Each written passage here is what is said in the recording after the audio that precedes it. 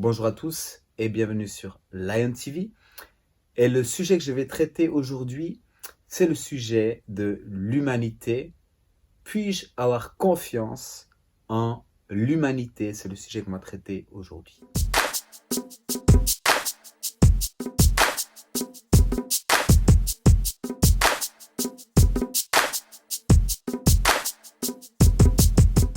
Bonsoir à tous, bienvenue sur Lion TV et comme je vous l'ai partagé tout à l'heure, le sujet traité aujourd'hui, ce sera le sujet de l'humanité. Puis-je avoir confiance en l'humanité? Et si j'aborde ce sujet, c'est parce que je discute avec pas mal de personnes des temps dans lesquels on est, dans la situation dans laquelle on se trouve, et beaucoup de personnes gardent espoir et beaucoup de personnes comprennent les enjeux, comprennent ce qui est en train de se passer, de se dérouler là sous nos yeux. Et beaucoup se rassurent en prônant l'humanité, en prônant la beauté de l'homme. Et il me donne cette réflexion, il me donne cette citation: je crois en l'humanité, je crois en l'homme. Et la réflexion que je vous fais, c'est: peut-on réellement croire en l'humanité? Peut-on réellement croire à l'homme? Et simplement dans ce qu'on peut observer autour de nous, peut-on?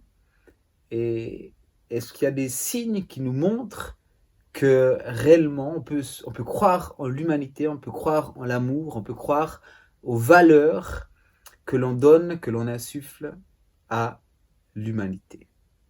Alors voilà la question à laquelle je vais essayer de répondre, ou plutôt la question à laquelle on va méditer, on va philosopher sur ce sujet. Et je vous donnerai aussi des interprétations bibliques, ce que la Bible en dit et ce que les êtres humains en disent. Et par exemple, si on reprend Rousseau, Rousseau, lui, part du principe que l'être humain est bon dans son essence. L'être humain est bon dans son essence, de l'origine de l'être humain. Il est bon, il est en harmonie avec la nature et il est de nature bonne. Il y a plein d'autres philosophes, plein d'autres penseurs qui, au contraire, pensent que l'être humain est un loup pour l'homme. Que l'être humain se laisse guider, conduire par ses pulsions. Il est guidé par ses pulsions. D'autres pensent que l'être humain est mauvais, méchant, dès son commencement, et donc il faut lui imposer une certaine autorité. Ça, c'est des philosophes qui pensent ainsi. D'autres qui ont ces philosophies où l'être humain est mauvais. Alors, si je vous partage maintenant ces choses, c'est justement par rapport avec des personnes avec lesquelles je partage, et des personnes qui sont beaucoup sur les réseaux sociaux. Et je parlais aussi des lanceurs d'alerte. On parle de lanceurs d'alerte quand ce sont des personnes qui alertent sur la situation sanitaire, sur les excès, des décisions qui sont prises, qui vont à l'encontre de la logique pour certaines, qui pour d'autres nous privent de certains droits, de certaines libertés. Et beaucoup de ces lanceurs d'alerte ont une conscience, ont une vision juste, à mon avis, pour moi, de ce qui est en train de se passer, de ce qui est en train de prendre place. Mais ils ont une vision très humaniste des choses qui sont en train de se passer. Et donc, eux-mêmes mettent leur confiance en l'humanisme, en la bonté de l'homme, aux ressources de l'amour de l'homme, que c'est l'amour de l'homme, que c'est le partage, que ce sont ces choses qui vont faire qu'on va sortir de cette situation. Et si maintenant je vous partage sur ce sujet, c'est parce que j'ai malheureusement un autre avis sur la question, et c'est pour cela que je fais cette vidéo. Alors d'abord, je vais vous partager de ce que ces gens pensent, que dans l'être humain, il y a les ressources, il y a l'amour nécessaire, il y a le partage, il y a des valeurs morales, les valeurs qu'il faut mettre en avant, et qu'en cherchant, en puisant dans ces valeurs, en partageant, en répandant l'amour, alors l'amour va se répandre sur toute la terre et ça va toucher une personne, ça va toucher une autre personne et ce sera vraiment des fleuves d'amour qui jailliront d'une personne à une autre personne et donc ainsi le monde sera meilleur, le monde sera changé. C'est beaucoup dans ces pensées ésotériques, dans ces pensées qu'au fond de soi, il y a cette ressource d'amour pour notre nature, pour notre création, qui est en l'homme, qui est enfui au cœur de l'homme et qu'il faut simplement l'exprimer, le partager autour de soi et en le partageant ainsi, d'autres goûteront à cet amour et pourront ainsi de suite partager et on pourra se sortir de cette situation actuelle, de cette pandémie, de tout ce qui est en train de prendre place là sous nos yeux. Alors beaucoup de ces lanceurs d'alerte, pour moi, ont une vision juste, mais leur solution me semble pour moi en décalage. Et être une utopie, une idéologie qui ne parviendra pas à son résultat parce que j'ai toute une autre pensée et c'est une pensée biblique que je vais vous partager maintenant. Et la pensée biblique, elle nous dit que dès le commencement, l'être humain a péché et qu'il a donc choisi le mal et que dès le commencement de cette création, ses penchants se sont tournés vers le mal. Il y a vraiment beaucoup d'histoires qui parlent de ça. Caïn et Abel, les premiers frères de l'histoire de l'humanité, un a tué son frère à cause de la jalousie, à cause de l'orgueil. Il a tué son frère parce que l'offrande qu'il présentait à Dieu était agréée par Dieu et que la sienne n'était pas agréée. Et donc, par jalousie, Dieu le mettait en garde encore. Il disait, mais il ne faut pas que ton cœur se porte vers le péché, car le péché va dominer sur toi. Et le fruit du péché, c'est la mort. Et donc, la conséquence d'avoir nourri ce péché, d'avoir nourri cette haine, cette jalousie, la conséquence a été la mort de son frère Abel. C'est le commencement de l'humanité déjà. Et si on regarde la première dispensation ou la première création avant le déluge, au bout d'un moment sur la terre, il y avait tellement de mal, il y avait tellement de choses mauvaises que Dieu a décidé de raser, d'inonder cette première création. Et il en a sauvé que quelques-uns qui, eux, avaient été reconnus comme justes. Noé et des membres de sa famille. Et il est écrit dans le livre de la Genèse que sans cesse les pensées de l'homme se portaient vers le mal, et parce qu'il se portait vers le mal, il a fallu que Dieu intervienne et que Dieu fasse justice. Et dans beaucoup d'histoires relatées dans la Bible, à Sodome et Gomorrhe ou dans d'autres lieux encore, le cœur de l'homme se portait toujours vers le mal. Dans les Proverbes, c'est encore écrit que l'homme est mauvais dès son plus jeune âge.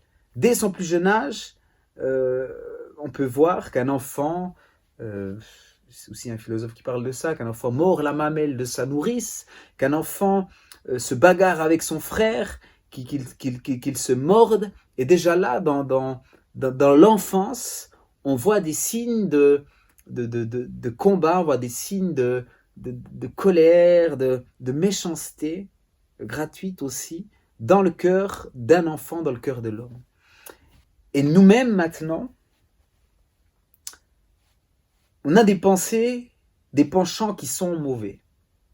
On a des pensées, des penchants qui sont mauvais, on a déjà fait le mal, on a déjà critiqué, on a déjà injurié, on a déjà frappé peut-être, on a déjà... Et ces choses sont graves, ces choses sont graves. De dire du mal de quelqu'un peut amener à la mort de quelqu'un. On disant des paroles de malédiction sur son enfant, en lui disant que tu es nul, que tu es un vaurien, que tu arriveras à rien dans la vie, ben, la puissance de nos paroles peut, au bout d'un moment, le condamner, peut le pousser à se suicider, peut le pousser à la mort. Et si c'est des multitudes qui se liguent contre une personne, où on le harcèle, que ce soit à l'école, que ce soit n'importe où dans la vie, où des personnes commencent à insulter, commencent à mépriser quelqu'un, commencent à faire du mobbing, quoi que ce soit, ça peut le pousser à la mort, ça peut le pousser au suicide.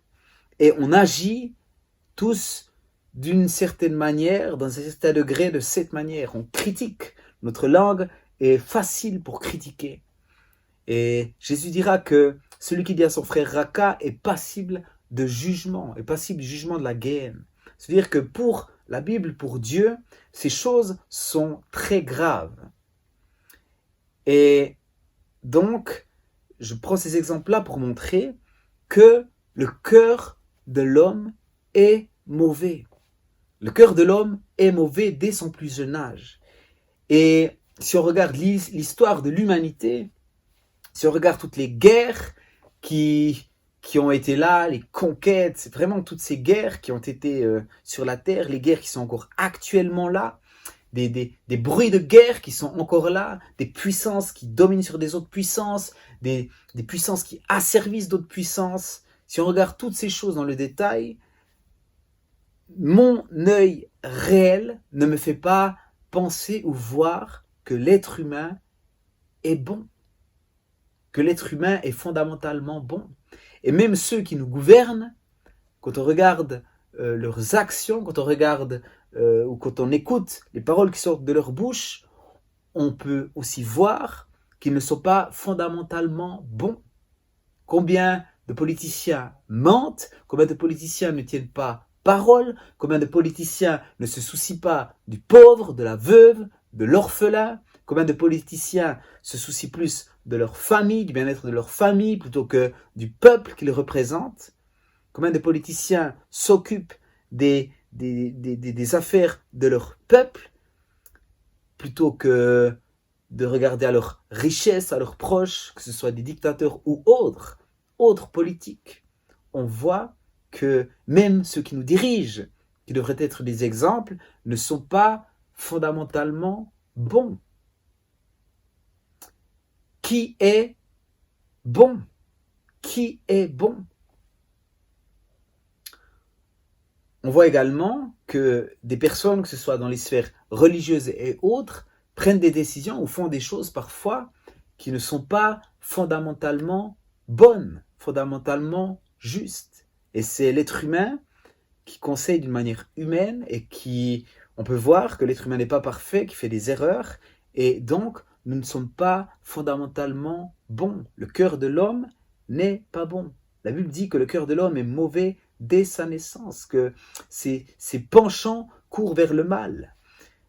Maintenant, je vais vous prendre un homme de Dieu, l'apôtre Paul, qui a rédigé le plus d'épîtres dans la Bible, lui-même dira dans un épître: mais qui me délivrera de ce corps de mort, parce que je fais le mal que je ne veux pas faire, et le bien que je veux faire, je n'arrive pas à le faire. Et il y a une loi qui précise bien dans ce corps, qui est un corps charnel, il y a une loi dans notre corps qui nous pousse au mal, qui nous pousse aux mauvaises actions. Et ceci pourquoi? Ceci pourquoi?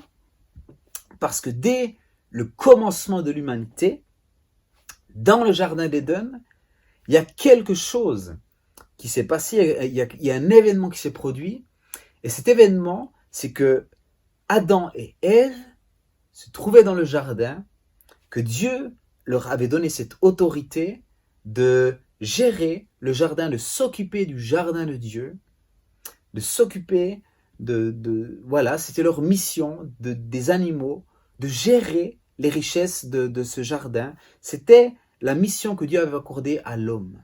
Et il pourrait jouir de tous les biens de toute la terre en simplement mettant cette mission en pratique.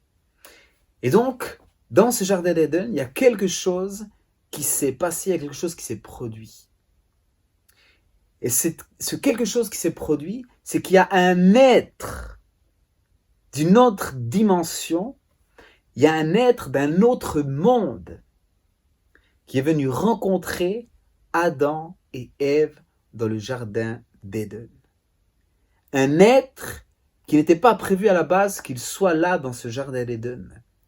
Et cet être, il a pris l'apparence d'un serpent et il est venu séduire Adam et Ève. Il est venu les séduire et du fait de les avoir séduits, il leur a ravi l'autorité qu'ils avaient dans le jardin d'Éden, parce qu'au lieu de se soumettre maintenant à Dieu et d'obéir à Dieu, ils ont obéi à cette voie de la séduction, ce qui a fait que le péché est maintenant entré dans le monde. Le péché, la désobéissance est maintenant entré dans le monde. Et ce qui s'est produit là, c'est qu'un être spirituel, surnaturel, a rencontré les êtres humains et qu'à cause de cette rencontre, le péché originel est entré dans le monde. Et la porte d'entrée du mal est entrée dans le jardin d'Éden. Et à travers cette porte, le serpent ancien, Satan, a eu l'accès à la création et a pu maintenant agir dans la création. Et lui n'était pas tout seul. La Bible dit que 1/3 des anges du ciel, dans le livre de Ésaïe, ont suivi le diable dans sa déroute de sa révolte contre Dieu. Et donc, depuis le commencement maintenant de l'humanité, il y a dans ce monde, dans cette création ici-bas sur la terre, un monde naturel où les hommes se meuvent. Et il y a également un monde spirituel, le monde angélique de Dieu et le monde angélique du diable qui interréagissent dans l'histoire de l'humanité. Et la puissance du mal, toutes les choses mauvaises qui sont dans le cœur de l'homme sont influencées maintenant par ces puissances du mal. Et maintenant, l'être humain a été soumis à ces puissances mauvaises. L'être humain est continuellement oppressé, continuellement pressé, continuellement poussé à faire le mal sur la terre. Il est poussé, il est tenté, il est dirigé, il est conduit par les puissances des ténèbres qui ont été libérées dans le jardin d'Éden. Il est continuellement tiraillé dans ses pensées, dans son être, et il est poussé à faire le mal depuis le commencement de l'humanité. Et il ne fait pas le mal par lui-même, mais il est poussé maintenant par cette attraction, par cette puissance qu'il a mis en branle par la désobéissance à Dieu. Et maintenant, cette puissance, elle a des droits sur lui. Mais j'ai une bonne nouvelle. Jésus-Christ, en mourant sur la croix, a détruit les œuvres des ténèbres et l'a rendu public devant tout le monde.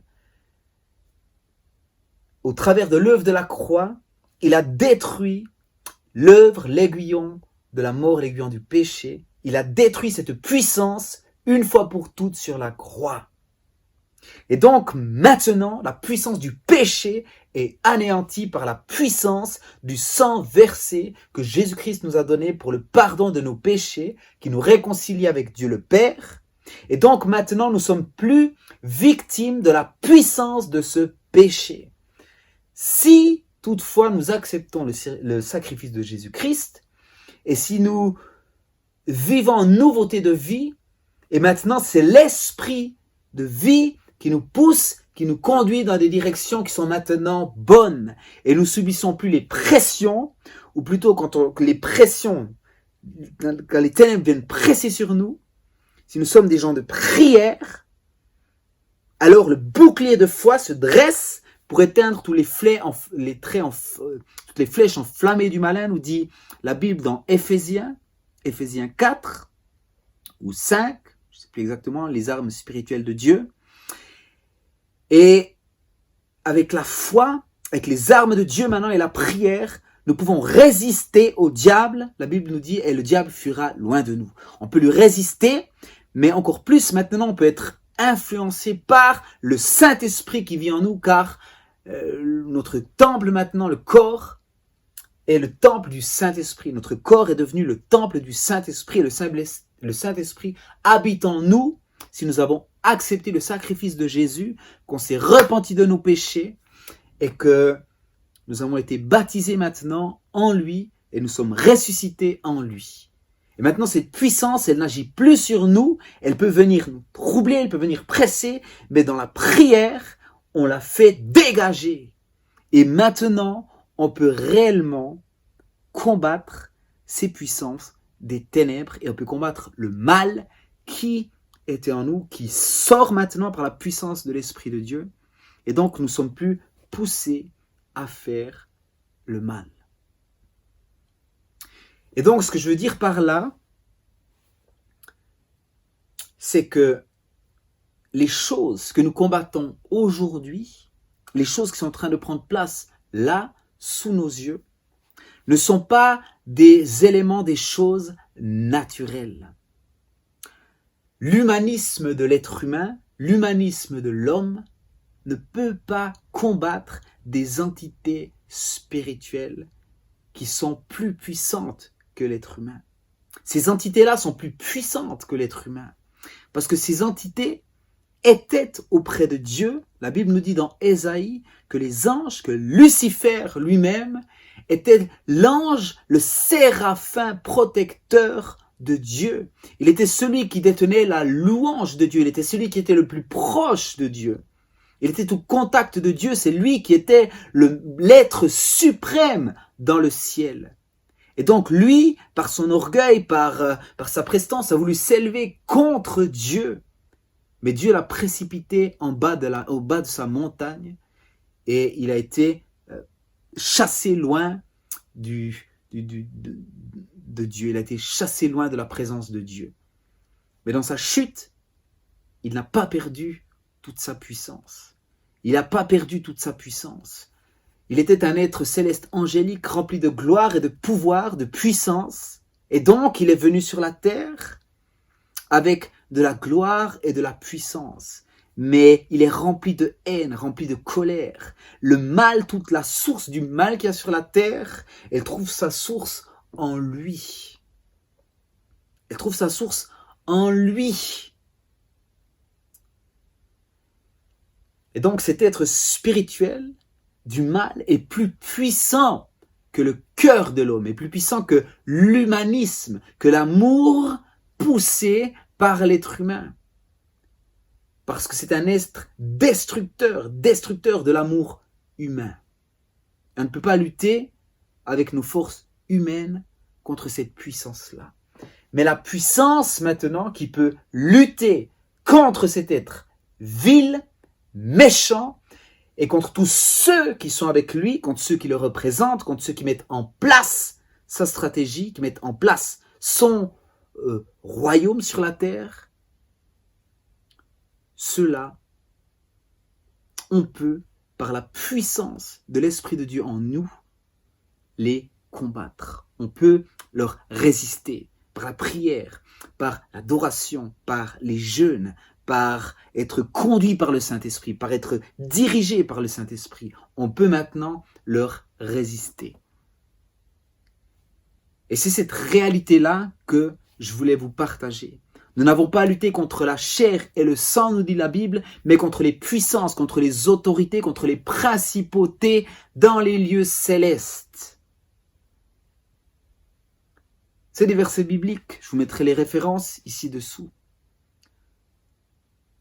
Nous n'avons pas à lutter contre la chair et le sang, mais contre les puissances, contre les dominations du monde des ténèbres, celles que l'on ne voit pas. Spirituellement, elles sont là, elles influencent tout le cours de l'humanité, elles influencent toute l'humanité. Et certains ont fait allégeance à ces puissances. Et maintenant, elles sont en train de prendre place là, sous nos yeux, autour de nous.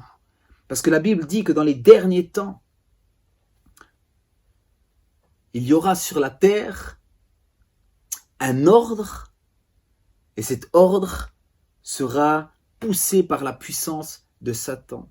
Ce sera un ordre mondial, ce sera le royaume de Satan même sur la terre, mis en place, qui sera là pour asservir les êtres humains, pour les avilir, pour les contrôler, pour les manipuler, pour les dominer, pour leur faire de la terreur, de la peur, et pour en éliminer beaucoup également. Parce que le diable vient pour tuer, égorger et détruire. Il n'y a rien de bon dans le diable. Jésus-Christ est venu pour donner la vie en abondance. C'est ce que la Bible dit. Et ce que j'ai voulu partager par là, c'est que oui, nous pouvons faire tout ce que nous voulons faire. Nous pouvons nous réunir, nous pouvons partager ensemble. Mais les puissances auxquelles nous sommes confrontés sont d'une puissance tellement surnaturelle que nous ne pouvons pas les combattre avec nos raisonnements humains, nous ne pouvons pas les combattre avec notre force humaine, avec nos muscles humains, mais nous avons besoin de la puissance de Dieu, nous avons besoin de l'appui de Dieu pour pouvoir lutter contre ces puissances-là. C'est ce que je voulais vous partager. Et la Bible parle des temps dans lesquels on est. Toutes ces choses ont été annoncées d'avance. Et c'est des choses que je vais encore vous partager dans les prochaines vidéos, mais je voulais vraiment vous partager ces choses. J'espère que vous avez écouté jusqu'à la fin. Je ne veux pas vous condamner, mais je veux vous exprimer réellement qu'est-ce qui est en train de se passer. Je vais vous montrer la réalité des choses qui nous entourent, que ces choses vont prendre place. Dieu l'avait annoncé, mais Dieu permet ces choses parce qu'au travers de ces choses-là, la multitude des êtres humains vont être sauvés parce qu'ils vont réaliser qu'il y a un Dieu qui règne, mais qu'il y a aussi réellement des ténèbres qui sont sur la terre et ces ténèbres vont faire surface. Ces ténèbres, on va les voir de plus en plus, elles vont être de plus en plus pesantes ici sur la terre. On va le voir.